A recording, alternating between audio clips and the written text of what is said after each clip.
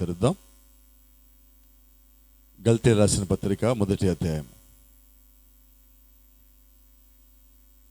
మనుషుల మూలముగా అనైనను ఏ మనుషుని వలనైనను కాక యేసుక్రీస్తు వలనను ఆయనను మృతుల్లో నుండి లేపిన తండ్రి అయిన దేవుని వలనను అపోస్తలుగా నియమింపబడిన పౌలును నేనును నాతో కూడున్న సహోదరులందరూ గలతీలోనున్న సంగమునకు శుభమని చెప్పి వ్రాయినది. తండ్రి అయిన దేవుని నుండి మన ప్రభు అయిన యేసుక్రీస్తు నుండి మీకు కృపయు సమాధానము కలుగును గాక. మన తండ్రి అయిన దేవుని చిత్త ప్రకారము క్రీస్తు మనలను ప్రస్తుతపు దుష్టకాలంలో నుండి విమోచింపవలనని మన పాపము నిమిత్తము తన్ను తాను అప్పగించుకొనెను. దేవునికి యుగ యుగములకు మహిమ కలుగును గాక. ఆమేన్. క్రీస్తు కృపను బట్టి మిమ్మల్ని పిలిచిన వారిని విడిచి భిన్నమైన సువార్త తట్టుకు మీరింత త్వరగా తిరిగిపోవడం చూడగా నాకు ఆశ్చర్యము అగుచున్నది. Praise the lord. 7వ వచనం. అది మరి యొక్క సువార్త కాదు కానీ క్రీస్తు సువార్తను చెరపగోరి మిమ్మల్ని కలవరపరచువారు కొందరున్నారు. మేము మీకు ప్రకటించిన సువార్త కాక మరి యొక్క సువార్తను మేమైనను పరలోకం నుండి వచ్చిన ఒక దూతైనను మీకు ప్రకటించిన యెడల అతడు శాపగ్రస్తుడవును. మేము ఇదివరకు చెప్పిన ప్రకారం ఇప్పుడు మరలా చెప్పుచున్నాము. మీరు అంగీకరించిన సువార్త కాక మరి ఒకటి ఎవడైనను మీకు ప్రకటించిన యెడల వాడు శాపగ్రస్తుడవును గాక. ఇప్పుడు నేను మనుషుల దయను సంపాదించుకొని చూస్తున్నానా, దేవుని దయను సంపాదించుకొని చూస్తున్నానా? నేను మనుషులను సంతోషపెట్టగోరుచున్నానా? నేను ఎప్పటికీ మనుషులను సంతోషపెట్టిన వాడినైతే క్రీస్తు దాసుడును కాకే పోవుదును. సహోదరులారా, నేను ప్రకటించే సువార్త మనిషి యోచన ప్రకారమైనది కాదని మీకు తెలియచెప్పుచున్నాను. మనుషుని వలన దాన్ని నేను పొందలేదు, నాకెవడను దాన్ని బోధింపలేదు, కానీ యేసుక్రీస్తును బయలుపరచడం వలనే అది నాకు లభించినది. Praise the lord. ఒకసారి 1 కొరింథీ 11వ అధ్యాయం. 1 కొరింథీ 15వ అధ్యాయం. అది 11 వచ్చింది. 1 కొరింథీ 15వ అధ్యాయం.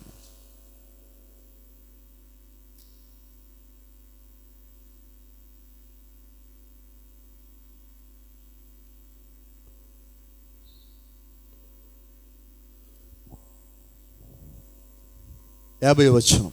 సహోదరులారా, నేను చెప్పున్నది ఏమనగా రక్తమాంసములు దేవుని రాజ్యమును స్వతంత్రించుకొననేరవు, క్షయత అక్షయతను స్వతంత్రించుకొనదు.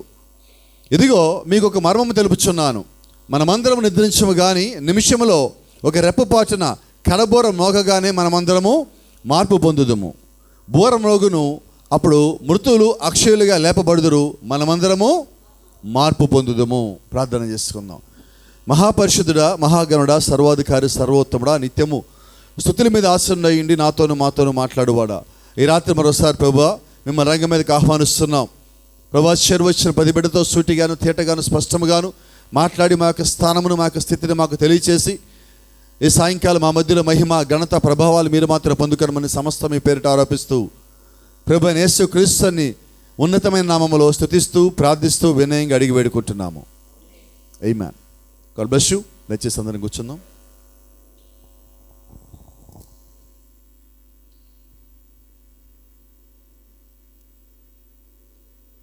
Praise the lord.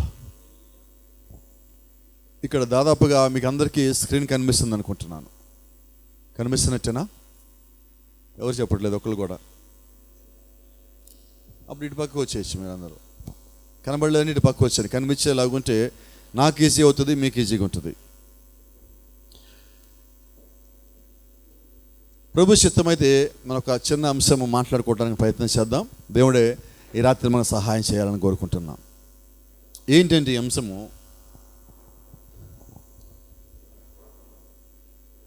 ఒక రెప్పపాటున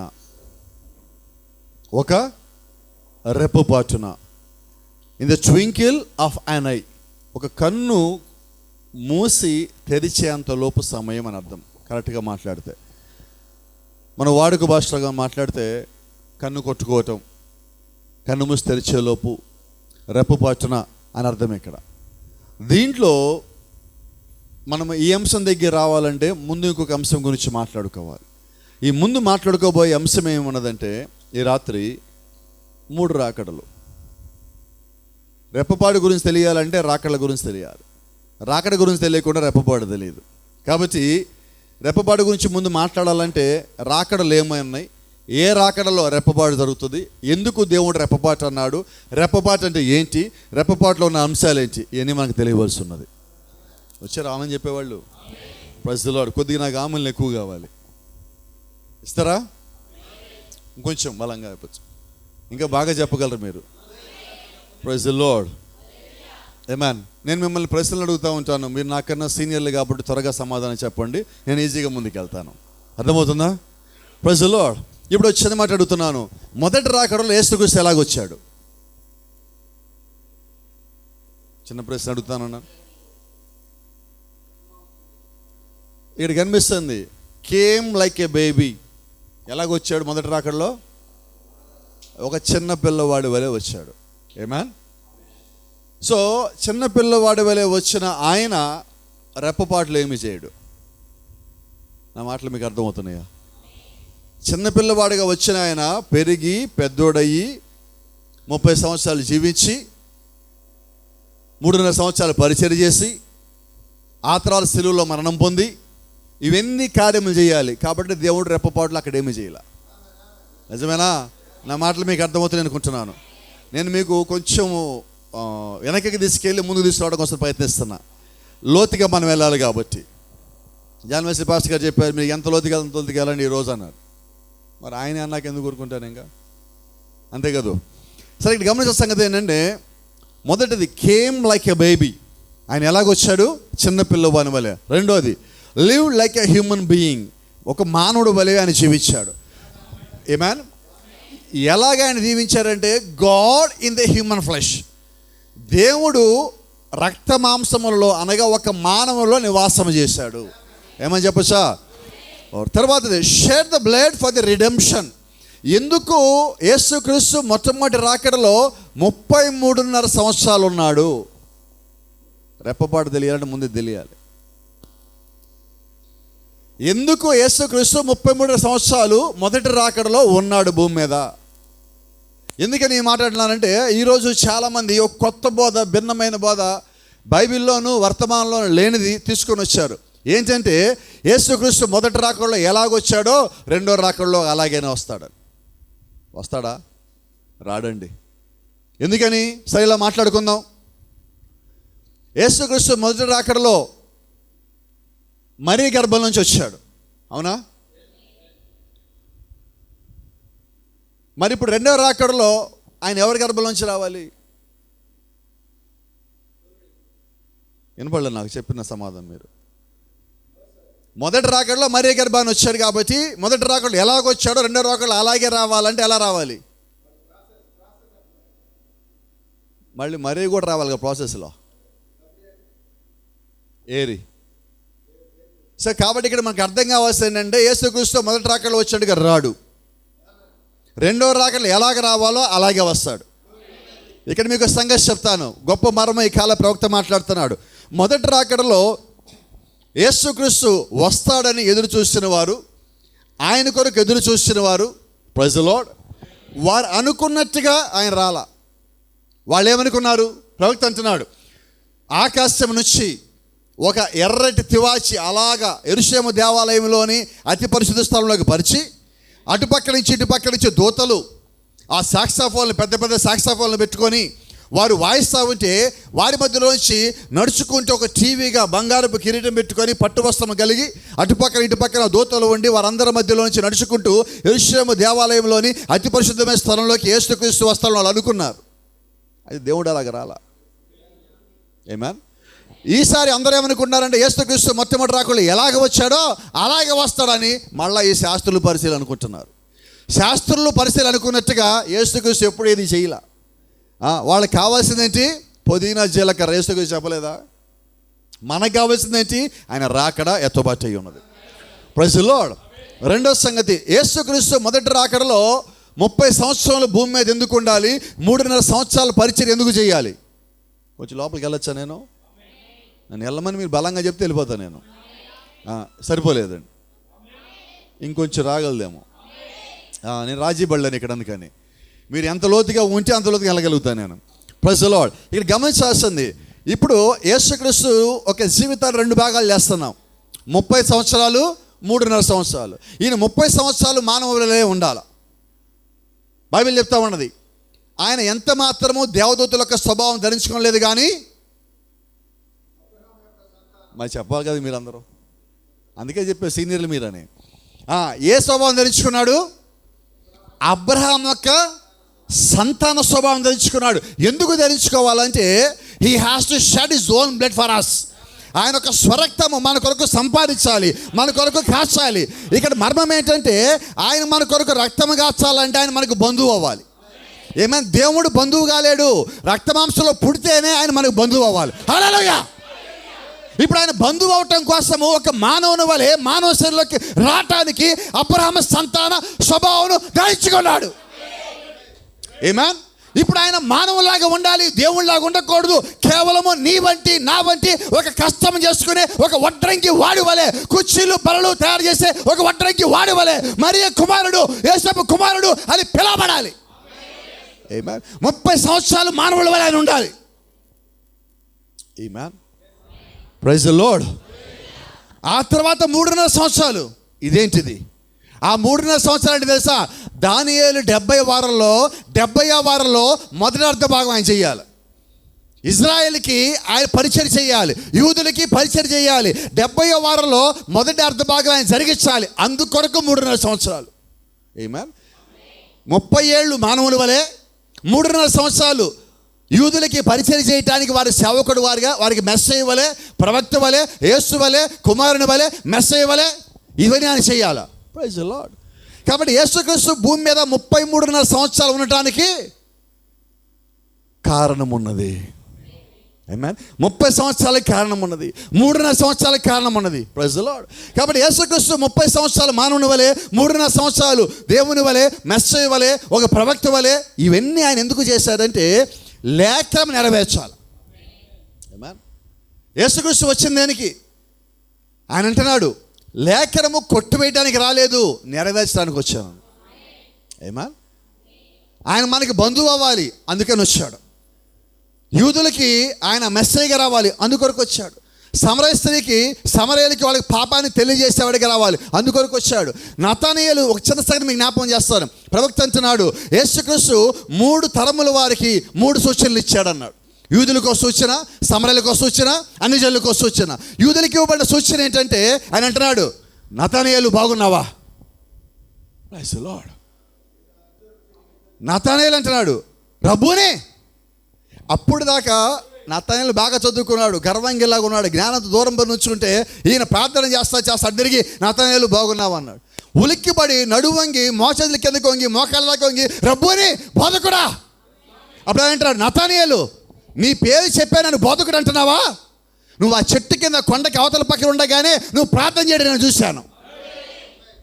ఎందుకు ఈ రబ్బుని అన్నాడు? ఎందుకు మోకాళ్ళు కింద కొంగుతున్నాయి, ఎందుకు నడుము వంగుతుందంటే నతానీయులకు సంగతి తెలుసు. దేవుడు మాత్రమే, ఇశ్రాయేలు దేవుడు మాత్రమే వారిని పేరు పెట్టి పిలుస్తాడు. అది యూదులకి ఇవ్వబడిన సూచన. మండుచున్న పొదలో నుంచి దేవుడు ఏమని పిలిచాడు? మండుచున్న పొదలోంచి దేవుడు ఒక ఆయన్ని పిలిచాడు. ఎవరిని? ఏమని పిలిచాడు? మోషే మోషే అని పిలిచాడు. అదే మోషే మోషే అని పిలిచిన స్వరము అదే దేవుడు ఇప్పుడు నతానీయుల్ని పిలిచాడు. నతానీయుల్ని గుర్తించాడు. ఓ వచ్చింది ఈయన కాదు, వచ్చింది ఆయన.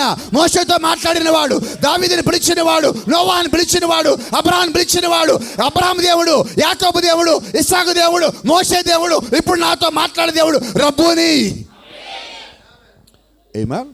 ఇప్పుడు ఆయన ఏం చేస్తారంటే ఆయన ఎవరో తెలియజేసుకుంటున్నాడు. He is unfolding himself to his people. ఆయన యొక్క ప్రజలకి ఆయన బయలుపరుచుకుంటూ ఉన్నాడు. That's what he is doing on this earth when he was in the flesh. ఆ రక్తమాంసంలో ఉండగా, భూమి మీద ఉండగా దేవుడు ప్రతిసారి ఏం చేస్తాడంటే తనను తాను తన వారికి బయలుపరుచుకుంటున్నాడు. You just keep remember that thing. He is revealing himself to his people, not to all. ఆయన భూమి మీద ఉన్న అందరికీ బయలుపరుచుకోవటంలా తన వారికి. ఈ రాత్రి కూడా నేను నమ్ముతున్నా, దేవుడు అదే పని చేస్తున్నాడు ఇక్కడ కూడా. Is not revealing himself to all the people on the earth, but is revealing himself to his own people that shed his blood for them. ఎవరి కొరకై దేవుడు రక్తం కాచాడో ఆ ప్రజలకే తనను ఎవరో బయలుపరుచుకుంటున్నాడు, అందరికీ కాదు. హల్లెలూయా. సో ఇప్పుడు మొదటి రాకడ ఎంతకాలం ఉండాలి? మరి 33.5 సంవత్సరాల్లో ఆయన రప్పబడ్డ కాలం ఎక్కడా లేదు. ఆయన వచ్చింది దేనికి? లేఖనం నెరవేర్చాలి. ఎంత మాత్రము దేవదూత స్వభావం ధరించుకొనక లేఖ నెరవేర్చాలి. మానవుని స్వభావం ధరించుకొని లేఖను నెరవేర్చాలి. కష్టపడాలి, బాధపడాలి, కన్నీరు గార్చాలి, ఏడవాలి, ఇవన్నీ నెరవేరాలి. సో ఇప్పుడు ఆయన అవన్నీ చేయాలి. Praise the Lord. చివరిగా టు రిడీమ్ ద బ్రైడ్. ఆయన మొదటి రాకడ ఒక ముగింపు కార్యం ఏంటో తెలుసా? వధువుని విమోచించుట. ఆమేన్. ఇప్పుడు ఇలా మాట్లాడుకుందాం. మొదటి రాకడ ఒక ఉద్దేశం ఏంటి? The purpose of the first coming of Jesus Christ on this earth has a purpose. యేసుక్రీస్తు యొక్క మొదటి రాకడ భూమి మీద రావటానికి ఒక ఉద్దేశం ఉన్నది. ఏంటి ఆ ఉద్దేశము? వధువుని విమోచించుట. Right right right right. వధువుని విమోచించాలంటే రక్తం కావాలి. ఏ రక్తం కావాలి? పరిశుద్ధమైన రక్తము. ఇప్పుడు యేసుక్రీస్తులో ఎవరి రక్తం ఉన్నది? యోసేపు రక్తమా? మీరు బలంగా చెప్పాలి, నేను లోతుగా వినాలి. ఎవరి రక్తం ఉంది? యోసేపు రక్తమా? మరియ రక్తమా? యోధా గోత్ర రక్తమా? కాదు. మరి ఎవరి రక్తం? అందుకని బైబిల్ అంటున్నది కన్యక గర్భవతి కుమారుని గనును. ఎప్పుడైతే కన్యక గర్భవతి అయినదో దాని అర్థము పురుషునితో సంబంధం లేకుండా ఆమె గర్భవతి అయిందని పరిశుద్ధాత్మ సహాయంతో గాబ్రియల్ దూత వచ్చి మరియకి తెలియజేస్తున్నాడు. ఆమేన్. You will be shadowed by the Holy Spirit, then only you are able to conceive a baby boy named called Jesus. యేసు అనే పిల్లవాడికి, ఇమ్మానుయేల్ అనే పిల్లవాడికి నువ్వు తల్లి అవుతావు. ఎలాగవుతావు అంటే పరిశుద్ధాత్మ నిన్ను కమ్ముకునే వల్ల. ఆమేన్. ఇప్పుడు యేసుక్రీస్తు భూమి మీదకి ఎలాగ రావాలి? By the Holi spirit. Amen. పరిశుద్ధాత్మ చేత ఆయన భూమి మీదకి రావాలి. పరిశుద్ధాత్మ చేత మరీ గర్భంలోకి రావాలి. కాబట్టి యేసుక్రీస్తుకి ఆమె గర్భంలోకి రావటానికి ఒక ఉద్దేశం ఉన్నది. ఎందుకంటే రక్తము కలుషితము కావద్దు. ఆమేన్. ఇప్పుడు ఆయన ఒక లేఖ నెరవేర్చాలి. ఏ లేఖనము? కన్యక గర్భవతి కుమారుని గంటది. కాబట్టి లేఖనం ముందు వచ్చింది, ఆ తర్వాత యేసు వచ్చాడు. ఆ లేఖ నెరవేర్చడానికే యేసు భూమి మీదకి వచ్చున్నాడు, క్రీస్తు భూమి మీదకి వచ్చున్నాడు. Praise the lord. దేవుని నామానికి మహిమ. Praise the lord. అక్కడ ఒక మాట చూడండి, shed the blood for the redemption. ఆయన భూమి మీదకి వచ్చింది దేని కొరకంటే రక్తము చిందించటానికి. ఏ రక్తము? పరిశుద్ధమైన రక్తము. ఇక్కడ వచ్చిన మాట జ్ఞాపం చేస్తున్నా. పాత నిబంధనలో ఆయన తండ్రిగా ఉన్నప్పుడు ఆయన ఒక స్వరమును ఆత్మను కలిగి ఉన్నాడు. ఆమేన్. ఇప్పుడు స్వరానికి ఆత్మకి రక్తం ఉండదు. స్వరము ఆత్మ మనల్ని విమోచించలేదు. విమోచించడానికి రక్తం కావాలి. బైబిల్ అంటుంది రక్త ప్రోక్షణ లేకుండా పాప క్షమాపణ లేదు. ఆత్మ రక్తం గార్చలేదు, ఆత్మ బాధపడలేదు, ఆత్మ కన్నీరు గార్చలేదు, ఆత్మకి ఆకారము స్వరూపము లేదు. కాబట్టి స్వరూపం ఆకారం లేకుండా రక్తము కార్చలేడు. కాబట్టి తండ్రిగా ఉన్న ఆయన కుమారుడికి ఎందుకు వచ్చాడంటే రక్తము గార్చడానికి, విమోచించడానికి. So he has a purpose to be born on this earth in a human flesh. ఒక మానవ శరీరంలో భూమి మీదకి రావడానికి ఆయనకు ఒక ఉద్దేశం ఉన్నది. To hold the blood of the heaven. పరలోకి సంబంధించిన రక్తమును మోయటానికి ఆయనకు ఒక శరీరము కావాలి. Amen. It was appointed women. మరి అక్కడ ఎవరంటే ఎన్నుకోబడిన స్త్రీ. ఆమెలోంచి రావాల్సి ఉన్నాడు. Praise the lord. Now he got the blood cell of the heaven. ఇప్పుడు పరలోక సంబంధించిన రక్త కణమును యేసుక్రీస్తు కలిగి ఉన్నాడు. అది మరియ గర్భంలోకి వచ్చింది. మరియ గర్భంలోకి ఎవరు వచ్చారంటే పరిశుద్ధాత్ముడు పరలోకం నుంచి రక్త కణం తీసుకొని ఒక శరీరధారిగా లోపలికి వచ్చున్నాడు. ఆమేన్. యోహాను సువార్త 1వ అధ్యాయంలో ఒక మాట ఉన్నది, ఆదియందు వాక్యముండెను, వాక్యము దేవుని వద్ద ఉండెను. కొంచెం జాగ్రత్తగా చెప్తాం. ఇప్పుడు చూడండి, ఇది బైబిల్, జాగ్రత్త చూద్దాం. బైబిల్ అంటుంది ఆదియందు వాక్యం ఉండెను, వాక్యము దేవుడు వద్ద ఉండెను, వాక్యము దేవుడై ఉండెను. ఇదేంటిది? జాగ్రత్త. ఆదియందు వాక్యం ఉండెను, వాక్యము దేవుడు వద్ద ఉండెను, వాక్యమే దేవుడై ఉండెను. తర్వాత మాట ఏంటి తెలుసా? ఈ వాక్యమే శరీరధారి అయి మన మధ్యలో కృపాస సంపూర్ణుడిగా జీవించను. నిజమేనా? అంటే ఇప్పుడు మరీ గర్భంలో ఉన్నదేంటి? ఆది యందు ఉన్న వాక్యం. ఇప్పుడు ఆ రక్తకణం ఎవరు? వాక్యము. మరీ గర్భంలోంచి బయటకు వచ్చి రక్తకణం ఎవరు? వాక్యము. అంటే ఇప్పుడు వాక్యము రక్తముగా మారినది. ఇప్పుడు ఈ వాక్యము రక్తముగా మారి ఆ రక్తము శరీరంగా మారింది. ఆ శరీరం స్థితిలో వెళ్ళింది, చితగొట్టబడింది. నీ పాపము నా పాపము తీసివేస్తున్నది. Praise the Lord. So he has a plan for you and me before the foundation of this world. ఈ భూమికి పునాది వేయడానికన్నా ముందుగానే దేవుడికి నీ గురించి నా గురించి ఒక ఆలోచన ఉన్నది. So the Bible says the Lamb of God was slain before the foundation of the world. పరిశుద్ధ గ్రంథం అంటున్నది జగత్తుకు పునాది వేయబడటానికన్నా ముందుగానే గొర్రెపిల్ల ఆయన ఒక ఆలోచన వధించబడినది. So there you are. నువ్వు ఎక్కడ ఉన్నావంటే భూమికి పునాది కన్నా ముందుగానే. ఎందుకంటే అప్పటికే గొర్రెపిల్ల వధించబడింది. ఏమా? ఎలాగ వధించబడింది? కుమారుడిగా భూమి మీదకి వచ్చాక. ఇప్పుడు కుమారుడిగా భూమి మీదకి రావటానికి, ఆయన ఒక మానవుల వలె ఉండటానికి కష్టముల చేత శోధించేత ఆయన శోధించబడాలి, అపవాది చేత శోధించబడాలి. ఆ తర్వాతే ఆయన పరిపూర్ణుడు కావాలి. ఏమా? చూడండి, నీళ్ళల్లో ఆయన బాప్టిజం పొంది బయటకు వస్తా ఉన్నప్పుడు ఏం జరిగినది? చాలా జాగ్రత్త. యేసుక్రీస్తు నీళ్ళ నుంచి వస్తున్నాడు.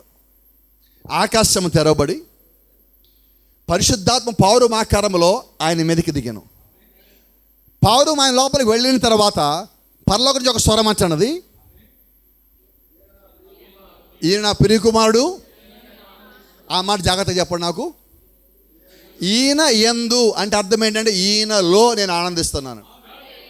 ఎవరు ఆ మాటలు మాట్లాడింది? పైనుంచి స్వరము, లోపల దిగిన పరిశుద్ధాత్మ, ఇక్కడున్న శరీరము.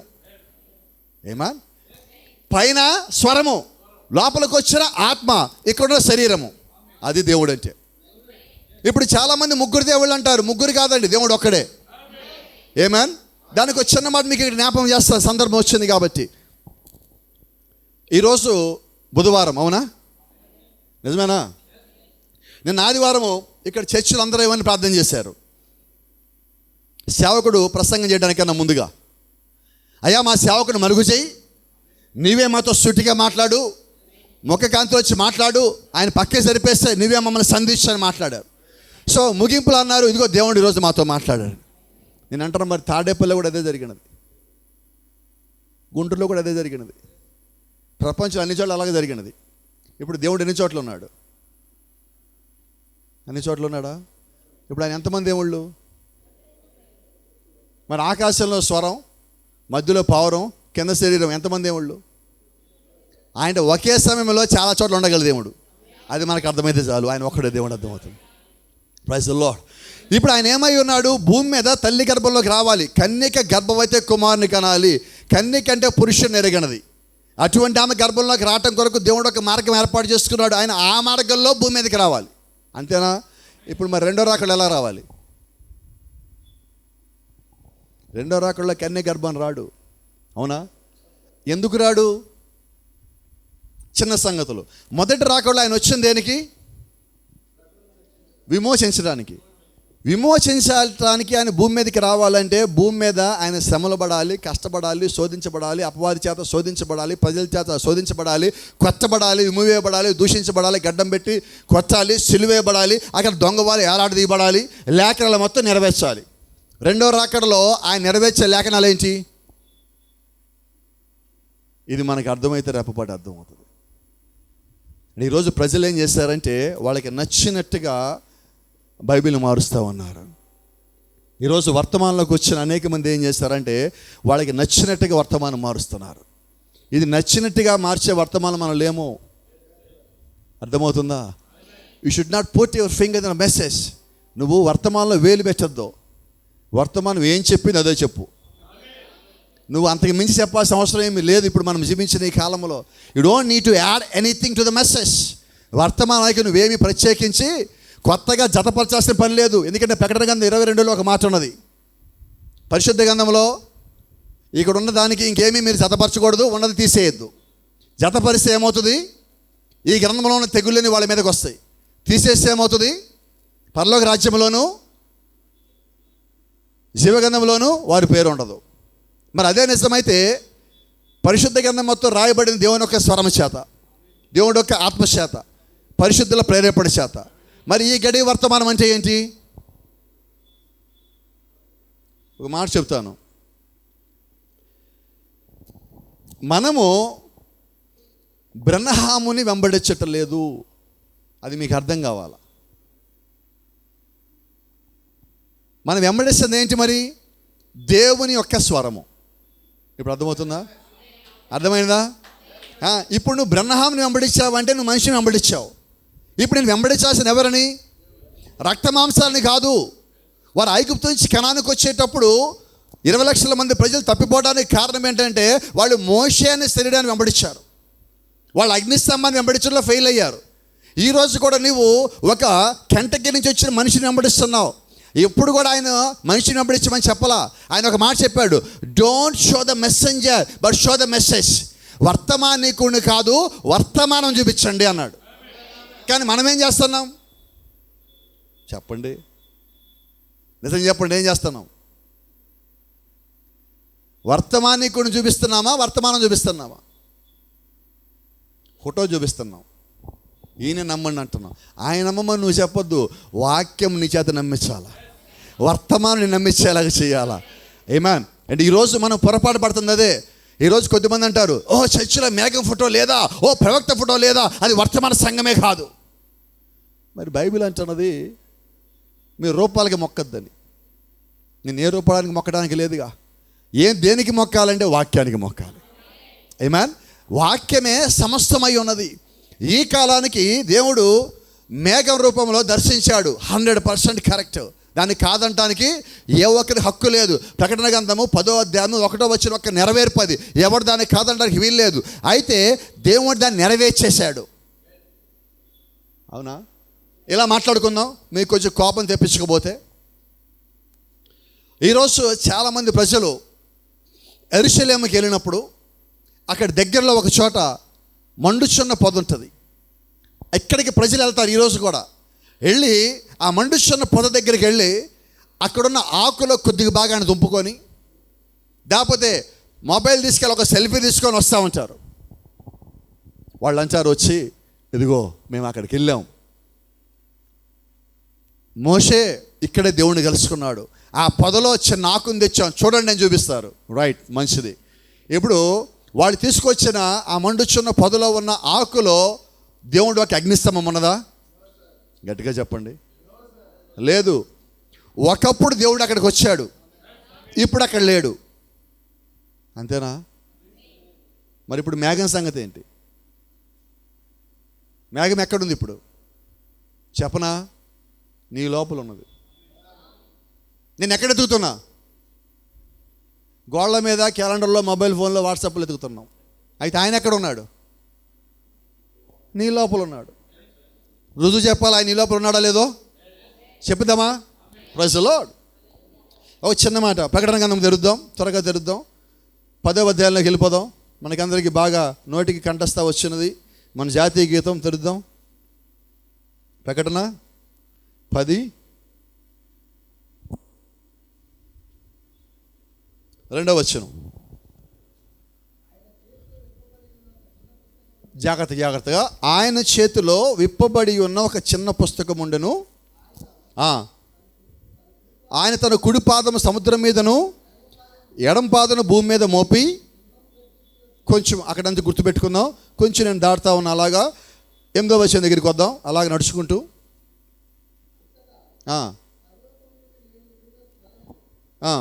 అంతటా పరలోకము నుండి నేను వినిన స్వరము మరలా నాతో మాట్లాడుచు, నీవు వెళ్ళి సముద్రం మీదను భూమి మీదను నిలిచి ఉన్న ఆ దూత చేతిలో విప్పబడి ఉన్న చిన్న పుస్తకము తీసుకురమని చెప్పుట వింటిని.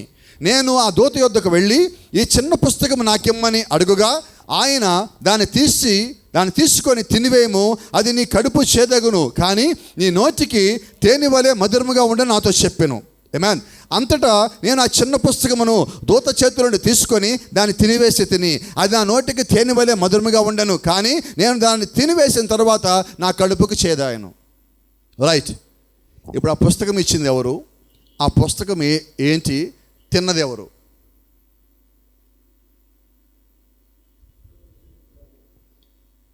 పుస్తకం ఇచ్చింది ప్రభు అయిన యేసుక్రీస్తు. ఆమేన్. ఇప్పుడు ఆ పుస్తకం ఏంటి? ఏ పుస్తకం అది? ప్రకటన గ్రంథం 5వ అధ్యాయంలో ఆ పుస్తకం ఎలా ఉన్నదంటే ముద్రించబడింది, లోపటను వెలుపటను ముద్రించబడి. అంటే 10వ అధ్యాయానికి వచ్చేసరికి 5వ అధ్యాయంలో ఆ పుస్తకం ముద్రేసి ఉన్నది. 10వ అధ్యాయంలో ఎక్కడ ఎలాగ ఉంది? విప్పబడిన పుస్తకం. ఏ విప్పబడింది? ముద్రలు. అంటే ఏ పుస్తకం? 7 ముద్రల పుస్తకానికి ఇంకో పేరేంటి? విమోచన గ్రంథం. రైట్. ఇప్పుడు విమోచన గ్రంథము 7 ముద్రలు. నిజమేనా? Praise the Lord. ఇప్పుడు కొంచెం వెనక్కి వెళ్దాం. అంటే బైబిల్ ప్రకటన గ్రంథం ఇలాగే ఉంటుంది, ముందుకు వెనక్కి తిరగాలి, కానీ అక్కడే ఉండాలి.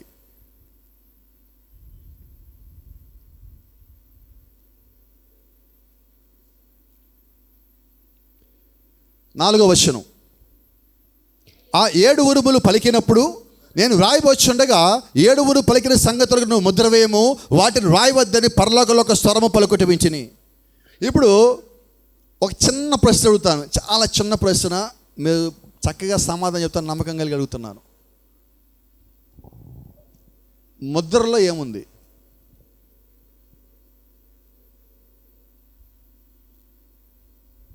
మీరు చెప్తున్నారేమో నాకు వినబడలే, కొంచెం గట్టిగా చెప్పండి. ముద్రలో ఏముంది? మనకు అర్థం కావాల్సింది ఇదే. వర్తమానం ఎక్కడే ఉండదు, మొత్తం అంతా.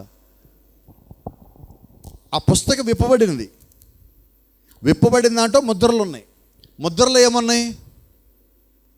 ఉరుమున్నది. ఉరుము అంటే ఏంటి? దేవుని స్వరం. ఇప్పుడు ముద్రలో ఏముంది? దేవుని స్వరం. దేవుని స్వరానికి ముద్ర వేయబడింది. ఆ ముద్ర ఏంటి? ఉరుము. ఉరుము స్వరమై ఉండగా ఆ స్వరంకి ముద్ర వేయబడి ఉండగా ఇప్పుడు ఆ ముద్రలేయబడిన పుస్తకం తెరవబడి ఎవరికి ఇవ్వబడింది? వధువుకి ఇవ్వబడింది. ఇప్పుడు వధువు ఏం చేసింది? గట్టిగా చెప్పండి అమ్మ, త్వరగా చెప్పండి. వధువు ఆ పుస్తకం తినేసింది. Praise the Lord. ఇప్పుడు గమనించండి, ఇప్పుడు వధువు ఈ పుస్తకం తినేసింది. రైట్. ఇప్పుడు ఏంటన్నా పుస్తకం ఎక్కడ? వినబడలా? నాకు అర్థమయ్యేలా చెప్పండి. పుస్తకం ఎక్కడ? వధువు అంటే ఎవరు? పుస్తకం ఎక్కడ? ముద్రలు ఎక్కడ? ఉరుము ఎక్కడ? స్వరం ఎక్కడ? ఇప్పుడు నీవు దేవుని స్వరం అయి ఉన్నావు. You are the voice of God now. Praise the Lord. ఇప్పుడు దేవుని స్వరం ఎక్కడుంది? ముద్రలు ఎక్కడున్నాయి? ఉరుము ఎక్కడున్నది? ఆ ఉరుము నీ లోపల ఉన్నది, ఆ స్వరము నీ లోపల ఉన్నది, ఆ పుస్తకం నీ లోపల ఉన్నది, ముద్ర నీ లోపల ఉన్నది, విమోచన నీ లోపల ఉన్నది, ఆ స్వరం నీలో ఉన్నది. ఈ కాలానికి నీవే దేవుని స్వరం అయి ఉన్నావు. You are the voice of God this generation. Amen. ఎలాగలాగా ఇప్పుడు దేవుని స్వరం ఎక్కడుంది? కాబట్టి నీ లోపల ఉన్న దేవుని స్వరానికి నువ్వేం జతపరచలేవు. నా మాటలు అర్థమని. ఇప్పుడు వర్తమానం ఎక్కడున్నది? See, prophet says one thing, bride cannot be deceived. He always used to say that. ప్రవక్త ఎప్పుడు ఒక మాట అంటాడు, వధువు ఎన్నడూ మోసగింపబడదు. ఎలాగ మోసగింపబడదు? ఆయన అంటున్నాడు ఎలాగ మోసగింపబడదు. ఆయన అంటున్నాడు వధువు వాక్యమై ఉన్నది. ఆమేన్. ఇప్పుడు వధువు వాక్యమై ఉన్నది కాబట్టి వాక్యాన్ని ఎవడు మోసం చేయలేడు. వధువు వాక్యం ఎలాగవుతుంది? ఆమె వాక్యం విన్నది, ఆమె వాక్యం తిన్నది, ఆమె లోపల వాక్యం ఉన్నది. ఆమేన్. ఇప్పుడు దేవుని స్వరం ఎక్కడ? వధువు లోపల. దేవుని యొక్క వాక్యం ఎక్కడ? వధువు లోపల. ఏ వాక్యము? ఆది యందు ఉన్న వాక్యము, క్రీస్తులో ఉన్న వాక్యము, ఇప్పుడు వధువులో ఉన్న వాక్యము ఒకే వాక్యము. The same word of God in the bride now. Praise the Lord. That's the reason bride cannot be deceived. You know why? You are part of the word of God. వధువు ఎన్నడూ మోసగింపబడదు. కారణం ఏంటంటే ఆమె వాక్యములో భాగమై ఉన్నది. నీవు వాక్యమై ఉండగా నిన్నెవడు మోసం చేయగలడు? నిన్నెవడు మోసం చేయలేడు. నువ్వు వాక్యము కాకపోతే నేను మోసం చేయగలడు. ఆమేన్. కాబట్టి ఇప్పుడు భిన్నమైన బోధ ఎవరి దగ్గరికి వెళ్తుంది? వినపడలేదండి. నీ వాక్యము నిన్నెవడు మోసం చేయలేడు, నీ దగ్గరికి భిన్న బోధలు రావు. అర్థమవుతుందా? ఇప్పుడు భిన్న బోధలు వచ్చేది ఎవరి కోసం? అది సంగతి. ఇప్పుడు ఆ డాక్టర్ని వచ్చింది, ఈ డాక్టర్ని వచ్చింది, నువ్వు భయపడవు, నువ్వు కలత చెందవు, నువ్వు గాబరాపడు, కంగారు పడు, అటు ఇటు పరిగెత్తవు. ఎందుకంటే నీ లోపల వాక్యం ఇప్పటికే నీ వాసం చేస్తున్నది. Amen. You don't need to run anyway because the word of God is in you already. It is working. నీలో ఉన్న దేవుని యొక్క వాక్యం పనిచేస్తున్నది. కాబట్టి నువ్వు అటు ఇటు పరిగెత్తాల్సిన పని లేదు, డాక్టర్లను చూసి కలత చెందాల్సిన పని లేదు. ఏమా, అందుకని దేవుడు చేసిన పని ఏంటో తెలుసా? మొదటగా గర్భంలోకి రావటము, రెండవదిగా గర్భంలో నుంచి బయటికి రావటము, ఆత్మ కలిగి ఉండటము, ఆయన ప్రయాసతో భారంతో పరిచయం చేయటము, శిలువ మరణం పొందటము, వెళుతూ మనకి ఆత్మనివ్వటము. ఏమా, ప్రవక్త అంటున్నాడు, బైబిల్లో 3 వధువులు ఉన్నారు, అవునా? ఆదాం భార్య, ఐగుప్తు నుంచి కనానుకు వచ్చేటప్పుడు యెహోవా భార్య, భూమి మీద యేసుకు వస్తే పరిచయం చేయగా అప్పుడు ఆయన భార్య, 70 మంది శిష్యులు. ఆదాం భార్య పడిపోయినది. ఐగుప్తు నుంచి కనానుకు వచ్చేటప్పుడు యెహోవా భార్య వధువు పడిపోయినది. భూమి మీద యేసుక్రీస్తు పరిచయం చేయగా 70 మంది వధువు పడిపోయినది. ప్రవక్త అన్నాడు, కారణం ఏంటో తెలుసా అన్నాడు. వారందరూ పడిపోయారు. ఆదాం పడిపోయింది, యెహోవా భార్య పడిపోయినది. ఇటుపక్కన చూస్తే యేసుక్రీస్తు భార్యగా ఉండవలసిన ఆమె పడిపోయినది.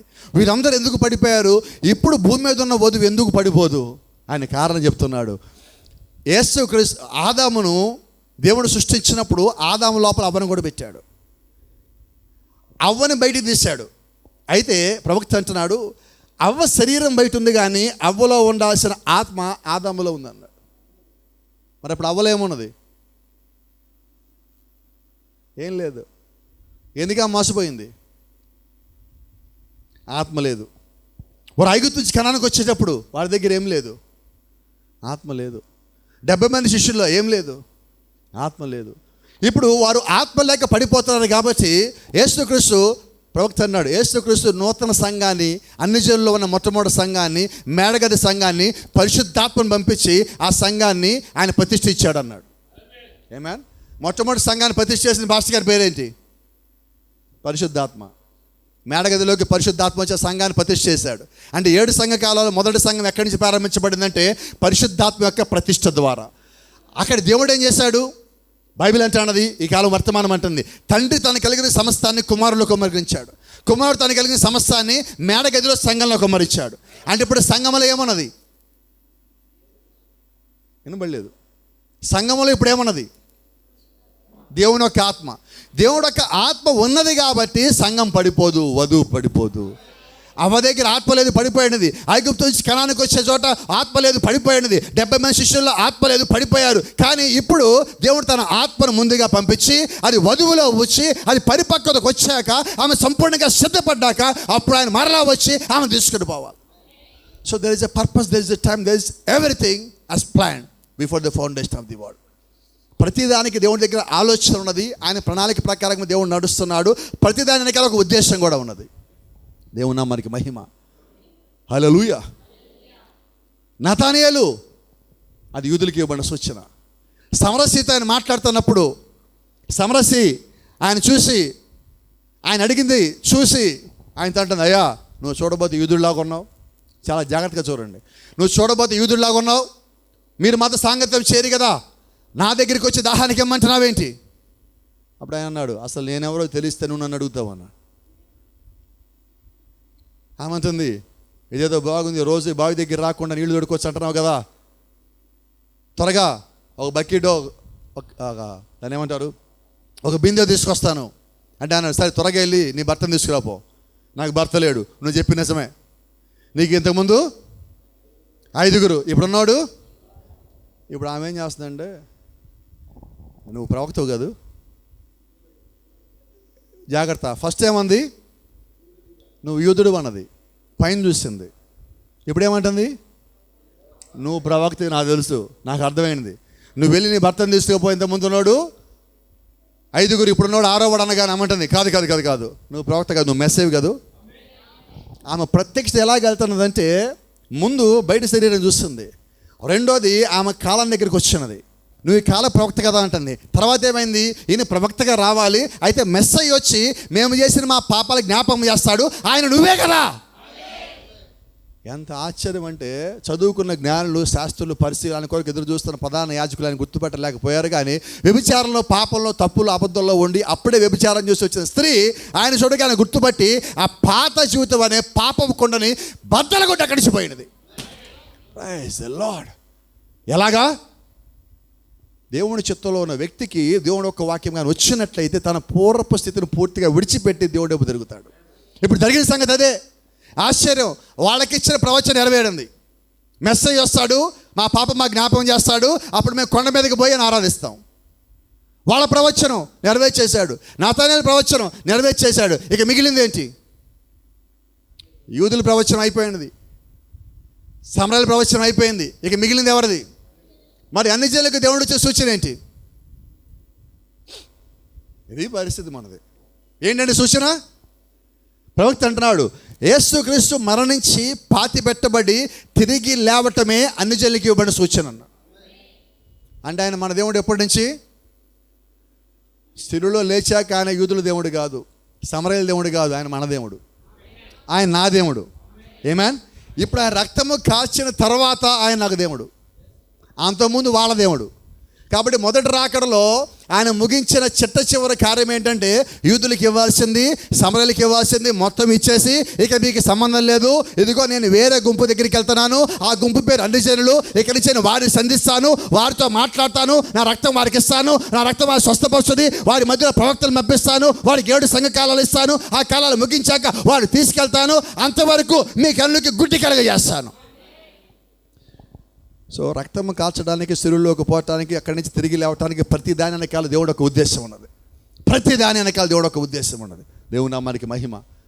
ఆమేన్. 3.5 సంవత్సరాలు పరిచయం చేయాలా. దానియేలు 70 వారాల్లో 70వ వారంలో మొదటి అర్ధభాగం అయిపోవాలి. హల్లెలూయా. చిన్న ప్రశ్న, మరి మీకు 70 వారాలు తెలుసు అనుకుంటున్నా నేను. ఎవరు అంటలేదు. క్లుప్తంగా అర్థం అవడం కూడా చెప్పుకుందాం. 70వ వారం అంటే 7 రోజులు ఉన్నాయి. ఆ 7 రోజుల్ని 2 భాగాలు చేస్తే ఏమవుతుంది? 3.5 రోజులు. ఇప్పుడు రోజు ఒక సంవత్సరం కింద తీసుకుంటే 3.5 సంవత్సరాలు. అవునా? నిజమేనా?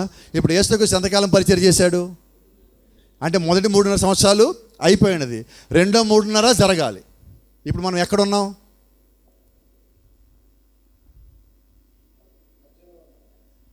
దానియేలు 70 వారాల్లో 2 భాగాలు చేస్తే ఈ మధ్యలో మనం ఉన్నాం. ఈ మొదటి అర్ధభాగం అయిపోగానే మన కాలం బిగిన్ అయినది. మన కాలం అయిపోతే రెండో భాగం బిగిన్ అవుతుంది. ఇది మధ్యలో మనం ఉన్నాం. ఇది అన్ని జనుల కాలం, అంతే కదా? 3.5 మధ్యలో 7 సంఘాలు వధువు. ఇది వర్తమానం. Praise the Lord. ఇలా మాట్లాడుకుందాం. ఇది దీపస్తంభమేనా? కొద్దిసేపు ఇది 70 వారాలు అనుకుందాం. ఈ మధ్యలో ఇటు పక్కన 3.5 ఇదేమో యూదులకు ఇవ్వబడినది. యేసుక్రీస్తు చేసిన పరిచర్య. రెండో 3.5 ఆయన చెయ్యాలి. అయితే ఆయన ఎవరిలో ఉండి చేస్తారంటే మోషే ఏలియాలో ఉండి చేయాలి. అవునా? ఇప్పుడు మనం ఎక్కడున్నాం? మొదటి 3 సంవత్సరాలు అయిపోయిన తర్వాత మన కాలం బిగినైనది. మన కాలం ముగిసిన తర్వాత వీళ్ళు రావాలి. అంటే రెండో రాకడ తర్వాత ఎవరు రావాలి? అది సంగతి. వాళ్ళు రాకపోతే కాలం అవ్వలేదని, వాళ్ళు రాకపోతే అన్ని జనుల కాలం ముగియబడలేదని, వాళ్ళు వచ్చారంటే ముగియబడిందని. అప్పుడు మనం ఎవరికి చెప్పక్కర్లా, ఎవరు మనకి చెప్పక్కర్లా. ఒక చిన్న మాట చెప్తానండి. మీరు ఎంతో ప్రయాసపడి భారం కలిగి డబ్బులు దాచుకొని ఈ దేశం నుంచి ఇతర దేశం వెళ్ళటానికి టికెట్ కొనుక్కొని విమానంలో కూర్చున్నారు. విమానం కొంచెం బయలుదేరాల పైకి వెళ్ళబోతా ఉంది అనుకుందాం. విమానం మూవ్ అవుతుంది. అలాగా ఆ మూవ్ అయ్యేటప్పుడు మీరు లోపల కూర్చొని ఉంటే ఎవరో మీ దగ్గరికి వచ్చి నువ్వు విమానంలో ఉన్నావో తెలుసా అన్నారు. అప్పుడు మీరేమంటారు? ఏమంటారు?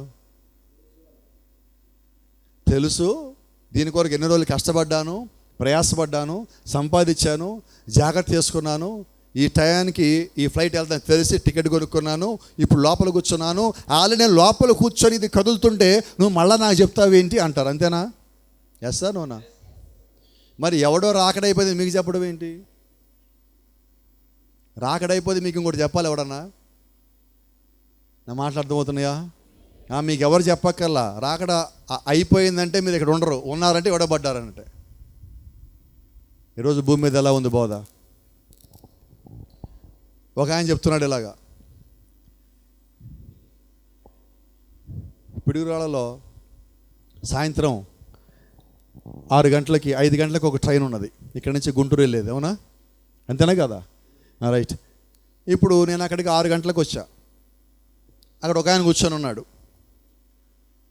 అయ్యా ట్రైన్ వచ్చిందా అన్న. నేను కొద్దిగా ఆలస్యంగా వచ్చా కదా అక్కడికి. ట్రైన్ వచ్చిందా అన్న. ఆయన అన్నాడు, అవును ట్రైన్ వచ్చింది, వెళ్ళిపోయింది, నేను ఆ ట్రైన్లో ఉన్నాను అన్నాడు. ఏంటన్నాడు?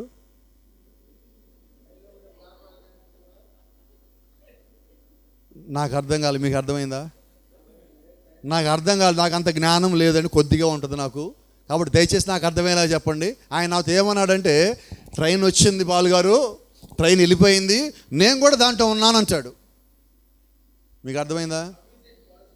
ఒక ఆయన అంటాడు, రాకడ అయిపోయినది, నేను కూడా రాకడలో ఉన్నాను అంటాడు. ట్రైన్ వచ్చింది, ట్రైన్ వెళ్ళిపోయింది, నేను ట్రైన్లో ఉన్నాను అంటాడు. నాకు అర్థం కాలేదు. మీకు అర్థమైందా? ట్రైన్లో ఉంటే ఎక్కడెందుకు ఉన్నావు? ఒకటి, అతను చెప్పింది నిజమైతే అతనికి పిచ్చి ఉండాలి. అంతేనా? ట్రైన్ వెళ్ళిపోయిన ట్రైన్లో ఉన్నా అంటే పిచ్చి ఉన్నట్టే.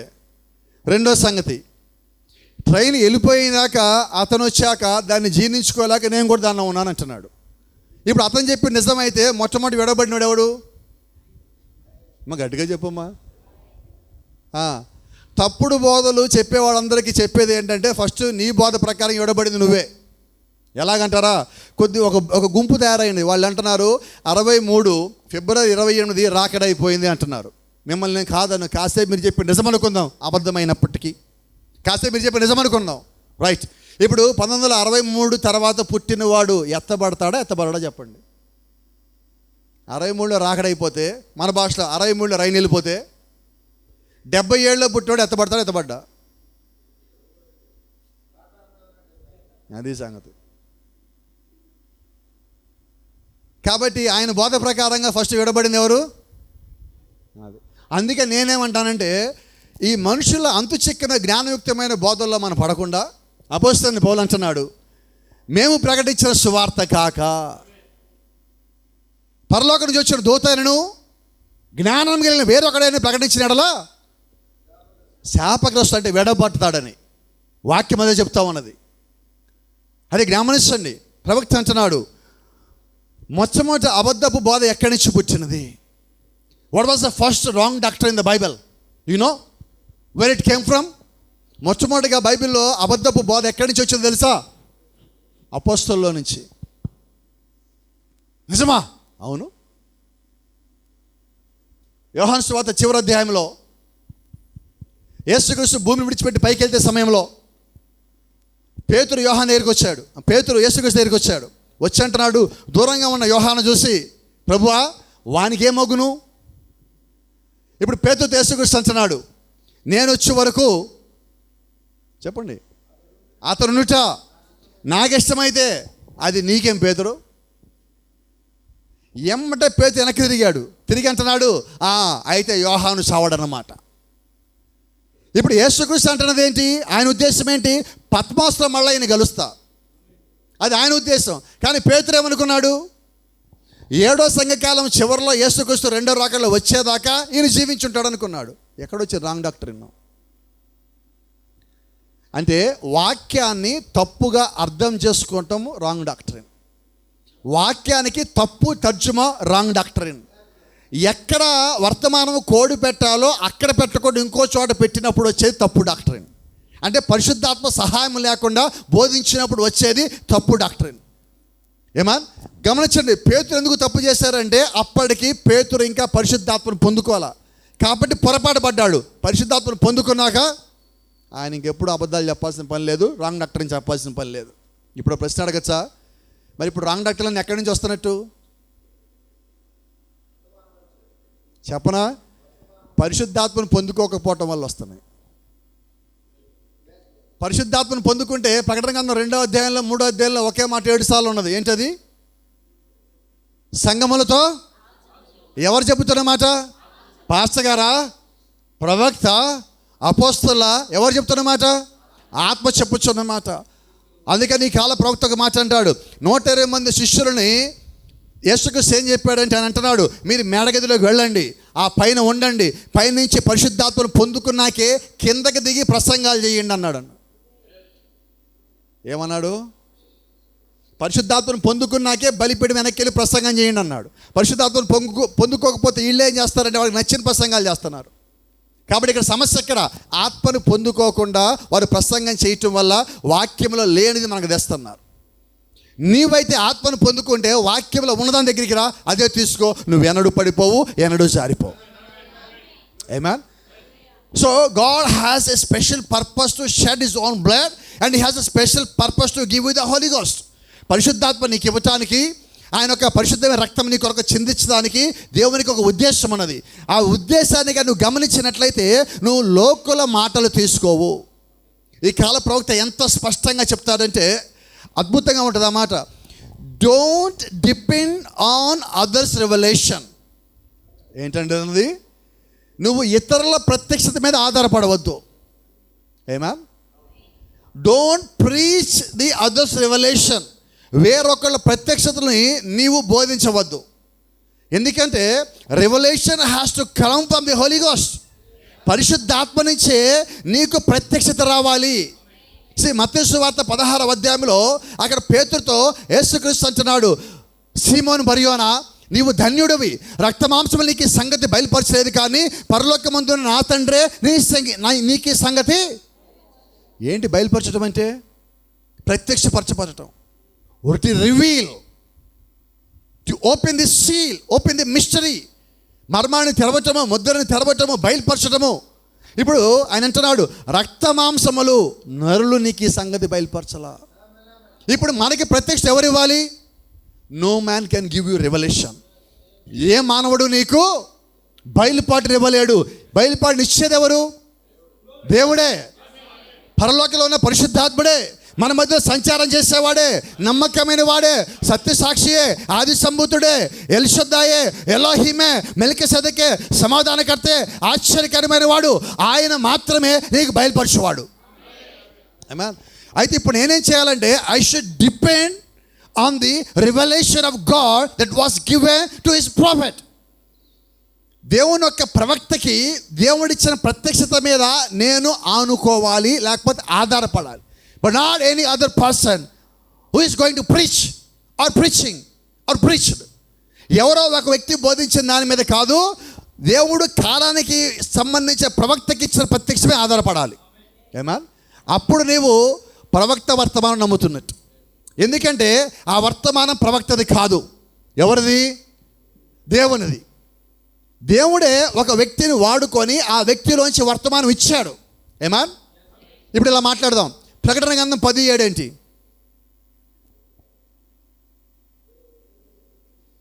అది నమ్మారు అందరూ? ఎంతమంది నమ్మారు నిజంగా? చెయ్యెత్తండి, నోటితో చెప్పండి. చెయ్యెత్తండి, నోటితో చెప్పండి. దాని అర్థం ఏంటి చెప్పండి? 17 అర్థం. 17 మీకు అర్థమైతే అసలు అబద్ధ బోధలకు పోలేరు ఎవరు. ఏంటి 17? 7వ దేవత పలుకు దినములలో అతడు బోరోదబోచుండగా దేవుడు తన దాసులకు ప్రవక్తలకు తెలియజే సువార్త ప్రకారము దేవుని మర్మము, రైట్, దేవుని మర్మం సమాప్తమయ్యాక ఇంకా మర్మాలు ఉన్నాయా? అదే సంగతి. మరి ఎవడో కొత్తవాడు వచ్చి కొత్త మర్మం అంటే నువ్వు అది నమ్మితే ఇది నమ్మద్దు కదా. ప్రకటన 17 నమ్మితే ఇంకోటి చెప్పాను నమ్మవుగా, అవునా? 6 తర్వాత 7, 7 తర్వాత ఇంకెవడు లేడు. ఇప్పుడు మనం 7వ దూత ఒక వర్తమానంలో ఉన్నాం, ఏలి ఒక వర్తమానంలో ఉన్నాం. తర్వాత ఏమున్నది చెప్పనా? మోషే ఏలియాలు రావటం ఉన్నది, వధువు పైకి వెళ్ళిపోవటం ఉన్నది, వాళ్ళు రావటం ఉన్నది. మనకి ఇక్కడ స్థలం లేదు, మన స్థలం మన కాలం అయిపోయినట్టు. కాబట్టి మన తర్వాత ఇంకెవడు లేడు. ఎవడో ఒకడు వచ్చి నేనున్నా అంటున్నాడు, ఎవడు లేడు అక్కడ. కాబట్టి ఏం గుర్తుపెట్టుకోవాలంటే ఈ 7వ దూత తర్వాత ఇంకొకటి రాడు. అది మనకు జ్ఞాపకం పెట్టుకోవాలి.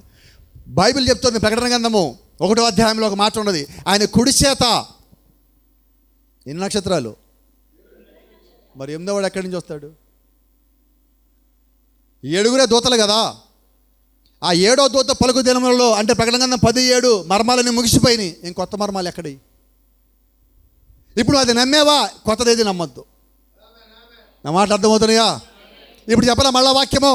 మేము ప్రకటించిన సువార్త కాక 8వ దూత ఎవడని వచ్చి ప్రకటించిన ఎడలా వాడు శాపగ్రస్తుడవును. 7వ సంఖ్యాల దూత ప్రవచించిన వర్తమానము కాక వేరొక భిన్నమైన బోధ తెచ్చిన యెడల వాడు శాపగ్రస్తుడవును గాక. కారణం అది అక్కడ చెప్తున్నది. అంటే పౌలు ప్రకటించిందే గాక వేరేది ప్రకటించొద్దు. ఈ కాల ప్రవక్త అంటాడు, అపోస్తలుడైన పౌలుకి శిక్ష పడితే నాకు శిక్ష పడుద్ది అన్నాడు. ఎందుకని? ఆయన ఏం బోధించాడో అదే చెప్పా. ఆయన శిక్ష పడితే నాకు పడుతుంది. Praise the Lord. అంటే ఆయన ఉద్దేశం ఏంటి? పౌలు బోధించిన దానికి భిన్నమైనది బోధించాల. మరి పౌలు ఏమంటున్నాడు? మేము ప్రకటించే సువార్త కాక వేరొకటి ప్రకటించడానికి లేదన్నాడు. మరి పౌలు గారు చెప్పినది, ఈ కాలం వర్తమానం ఒక ప్రవక్త చెప్పినది, రెండూ సరిపోతున్నది. మరి లోకస్తులు చెప్పింది సరిపోవట్లేదే. రైలు వెళ్ళిపోయింది, రైల్లో ఉన్నానంటున్నాడు. ఎట్లాగా? నాకు అర్థం కావట్లేదు ఇప్పటికి కూడా అది. కాబట్టి లోకములో ఉన్న మనుషులు తీసుకొచ్చిన బోధల్లో మనం అసలు తిరగద్దు. దేవుడు వర్తమానం ఇవ్వటానికి ఆయన ఒక ప్రత్యేకతను కలిగి ఉన్నాడు, ప్రత్యేకమైన మార్గము కలిగి ఉన్నాడు. ఆ మార్గంలో ఆయన ఇస్తాడు. ఆయన మనం అనుకున్న మార్గంలో ఇవ్వడు వర్తమానము. మనం అనుకున్నట్టుగా ఆయన రాడు. ఆయన భిన్నమైన మార్గంలో వచ్చే దేవుడు. ఆయన ప్రణాళిక ఏమున్నదో, ఆయన ఆలోచన ఏమున్నదో అలాగే వస్తాడు. ఆమేన్. గమనించండి, ఆయన మానవులాగా శ్రమపడి, శోధించబడి, హింసించబడి, దూషించబడి, కొట్టబడి, సిలువేయబడి, చంపబడి, పాతి పెట్టబడి తిరిగి పైకి లేవాలి. అది మొదటి రాకడ ఒక పని. రెండో రాకడలో ఆయన పనులు ఏంటి చెప్పండి? రెండో రాకడలో ఆయన పనులు ఏంటి?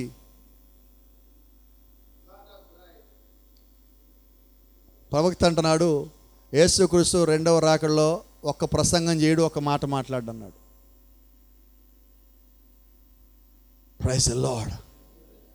ఆమేన్. అంటే ఇప్పుడు రెండో రాకడలో వచ్చి ఆయన ఏం చేస్తాడు? అవునా కాదు మీరే చెప్తారు. కానీ బైబిల్ అంటూ ఉన్నది, ఆయన రెండవ రాకడలో ఎలాగొస్తాడని చెప్పింది. అమ్మ గట్టిగా చెప్పు. దొంగ ఇంటికి వచ్చి కూర్చొని ప్రసంగాలు చేస్తాడా? చెప్పండి. భోజనం చేసి కూర్చొని నిద్రలేపి మీతో ప్రసంగం చేసి మీతో వాదించి మిమ్మల్ని ఒప్పించి అప్పుడు పోతాడా? దొంగ ఎలాగొస్తాడు? అవునా? ఆయన వచ్చి సంఘాన్ని ఎలా తీసుకుపోతాడు? అదే సంగతి. మరి వీళ్ళేమంటున్నారు? ఆయన వచ్చి ప్రసంగాలు పొంకాలు ప్రసంగాలు చేస్తాడంటున్నాడు. ప్రాసెస్ అంట. దొంగ వచ్చి ప్రాసెస్ చేస్తాడు. దొంగ వచ్చి ఏం చేస్తాడు? మీ ఇంట్లో కూర్చొని ఒక పేపర్ తీసుకొని, పెన్ను తీసుకొని నిద్ర లేపి, మీ ఇంటికి ఎన్ని గుమ్మాలు ఉన్నాయి, ఎన్ని కిటికీలు ఉన్నాయి, డబ్బులు ఎక్కడ పెట్టావు, తాళాలు ఎక్కడ పెట్టావు, బంగారం ఎక్కడ పెట్టావు, అన్ని అడిగి డీటెయిల్స్ రాసుకొని, ఇక్కడి నుంచి ఇక్కడికి పోవడానికి గంట పట్టుద్ది, ఇక్కడి నుంచి గంట పట్టుద్ది, ఇది పగల కొట్టడానికి గంట పట్టుద్ది అని మొత్తం ఒక ప్రాసెస్ తయారు చేస్తాడా? చెప్పండి. ఏం చేస్తాడు? దొంగ వచ్చి దోచుకుపోతాడు. చెప్పాడా లేదా? కానీ వీళ్ళేమనుకుంటున్నారు? ఆయన సంఘాన్ని తీసుకుపోవటానికి పట్టే కాలం ఎంతో తెలుసా? రెప్పపాటు కాలం. అది రెప్పపాటు అంటే. వీళ్ళేమంటున్నారు? యేసుక్రీస్తు మొదటి రాకడలో ఎంతకాలం ఉన్నాడు? మరి రెండో రాకడ ఉండొద్దా? ఎందుకు ఉండాలి? నీకు వ్యాపారం కోసం ఆయన ఉండడు. ఇక్కడ మర్మం ఇంకోటి చెప్పనండి. కొద్దిమంది అంటారు రాకడైపోయింది అంటారు. ఇంకొకటి అంటాడు రాకడైపోయింది ఎత్తపాటు కాలేదంటాడు. ఇంకోటి అంటాడు రాకడైపోయింది మనం 1000 ఏళ్ల పాలన ఉన్నామంటాడు. మీకు అందరికీ ఒక మాట చెప్తా. రాకడలు ఎన్ని? 3. ప్రవక్త అంటున్నాడు 4వ రాకడలో వచ్చేవాడు అపవాది అన్నాడు. దేవుడైతే 3 సార్లు వస్తాడన్నాడు. మరి ఇప్పుడు దెయ్యం ఏం చేస్తుంటే మిమ్మల్ని చెడగొట్టడం కోసం 4 రాకడలు చేస్తున్నది. యేసుక్రీస్తు ఇప్పుడు భూమి మీదకి వచ్చే దేనికి చెప్పండి? ఒక్క మాట. ఇక్కడ మరి మీకు పెళ్ళయిందని అనుకుంటున్నా, ఇటు పక్కన కూర్చున్న వాళ్ళకి అయినదా? మంచిది సార్, మీకు అయింది సార్, తెలుసు సార్. అయితే నేనేమంటానండి, అయ్యా మీ పెళ్ళిళ్ళు జరిగేటప్పుడు, మీ వివాహం జరిగే సమయంలో ఎప్పుడన్నా మీరు పోయి మీ భార్యను రెడీ చేసి పెళ్లి మండపాన్ని తీసుకొచ్చారా? ఆమె రెడీ అయ్యి వచ్చిందా? నిజం చెప్పండి, నాకు నిజం చెప్పండి. మరి వీళ్ళేమన్నారంటే యేసుక్రీస్తు 63లో కిందకి దిగి వచ్చి వధువు రెడీ చేసుకుంటాడు పెళ్లి కోసం అంటున్నారు. ఇదేం వర్తమానం? ఇది ఎక్కడుంది? ఇది బైబిల్లో లేదు. వీళ్ళకి పునాదులు ఉండవు, పాడుండవు. వీళ్ళ పునాదులు పాడైపోయినాయి. నీతి మొదలు మళ్ళా పోయి కట్టాలా? ఏమైనా పునాదులు? అసలు పునాదే లేదు వాళ్ళకి. ఈరోజు అబద్ధ బోధకి లేనిది పునాది, దేవుడు ఇచ్చిన బోధకు ఉన్నది పునాది. ఏంటి ఆ పునాది? అపోస్తలులు ప్రవక్తల పునాది మీద దేవుడు కడుతున్నాడు. యేసుక్రీస్తు ముఖ్యమైన మూలరాయి అయి ఉండగా దాని మీద అపోస్తలులు ప్రవక్తల పునాది మీద దేవుడు మళ్ళీ కట్టుచూ ఉన్నాడు. Now he is building his own temple on the foundation of the prophets and apostles, because he is the chief cornerstone of that foundation. ఆ పునాదికి ఆయన మూలరాయి, దాని మీద అపోస్తలులు ప్రవక్తలు, దానిపైన ఆయన ఇప్పుడు మళ్ళీ కడుతున్నాడు. మరి వాళ్ళ బతుకు పునాది ఏంటి? వాళ్ళకి వాక్యం ఉండదు, ఆధారం ఉండదు. Praise the Lord. దేవుడు కృప ఈరోజు మనకి పునాది ఉన్నది. కేవలం కృప, మనం ఆయన పునాదిలో ఉన్నాం. చూడండి, పునాది లేకుండా నువ్వు ఎంత మంచి గోడ కట్టినా దానికి బలం ఉండదు, గాలి వస్తే పడిపోతుంది. అందుకని బైబిల్ అంటుంది, పౌలు గారు అంటున్నారు, మీరు భిన్నమైన బోధల తట్టు తిరగద్దు, గాలికి కొట్టుకొని పోవు బోధల వైపు తిరగద్దు. ఎంత బాగా చెప్పాడు పౌలు గారు, ఎంత బాధ. అక్కడ పౌలు ఇంకొక మాట అంటాడు, నాకు ఇష్టమైన మాట పౌలు అనేది, మీరు తొట్టిల్లితే నాకు మంట కలగదా అంటున్నాడు. ఎందుకంటే నేను మిమ్మల్ని కని ఉన్నాను అంటున్నాడు. మరి నిజంగా మీ యొక్క సేవకుడికి మీరు తొట్టిల్లితే ఆయనకి మంటే కలుగుతుంది. ఆ సేవకుడిలో పరిశుద్ధాత్ముడు ఉంటే ఆయనకి మంటే కలుగుతుంది. ఎఫ్ఎస్సీ 4:30 చెప్పిన ప్రకారంగా, grieve not the Holi Spirit because you are sealed by the Spirit of God until the day of redemption. విమోచన దినం వరకు మీరు ఆయనకు ఆత్మ చేత ముద్రించబడి ఉన్నారు కాబట్టి పరిశుద్ధాత్మకు దుఃఖపరచొద్దు. ఎందుకు దుఃఖపరచొద్దు? ఆయన నిన్ను ముద్రించాడు. ఆయన ముద్రలో నీవు ఉంటే నువ్వు వాక్యంలో ఉంటావు. What is the spirit? What is the seal? Mudra అంటే ఏంటి? ఆత్మ అంటే ఏంటి? ముద్ర అంటే ముగించబడిన కార్యము. ఏమా, నీవు విమోచన దినం వరకు ముగించబడిన కార్యముగా ముద్రించబడ్డావు. ఏమా అంటే నువ్వు వేరే బోధకు పోలేవు, ఉండలేవు. ఆల్రెడీ నువ్వు ముద్రించబడి ఉన్నావు. నువ్వు ఆల్రెడీ ముద్రలో ఉన్నావు, ఆల్రెడీ ఆత్మలో ఉన్నావు, ఆయన ఒక ఆలోచనలో ఉన్నావు. ఎప్పటి వరకు? విమోచన దినము. ఏమా, విమోచన దినం అంటే ఏంటో తెలుసా? దేవుడు వచ్చి తీసుకెళ్లే దినం. అంటే ఇప్పుడు మనం దేని కొరకు కనిపెడుతున్నాం? దేవుడు రావటానికి, మనల్ని తీసుకుపోవడానికి. రైట్. ఇప్పుడు ఒకవేళ ఆయన వచ్చి తీసుకుపోకపోతే, చాలామందికి అర్థం కాని ఒకటి ఉన్నది. మన క్యాలెండర్ ఇక్కడ ఉందో లేదో తెలియదు నాకు, మీకు దేవుని చిత్తమైతే రేపు ఉదయం చూపిస్తాను. ప్రవక్త అంటున్నాడు, యేసుక్రీస్తు ఆయన ఒక రెండవ రాకడలో ఆయన పాదములు నేలను తాకవు అన్నాడు. ఏంటండి అది? ఆయన పాదములు నేలను తాకవు. రైట్. ఇప్పుడు మీ దగ్గర ఉన్న బైబిల్లో, నా దగ్గర బైబిల్ వద్దు, మీ దగ్గర బైబిల్ తెరవండి. ప్రకటన గ్రంథం 10వ అధ్యాయం చదవండి ఒకసారి.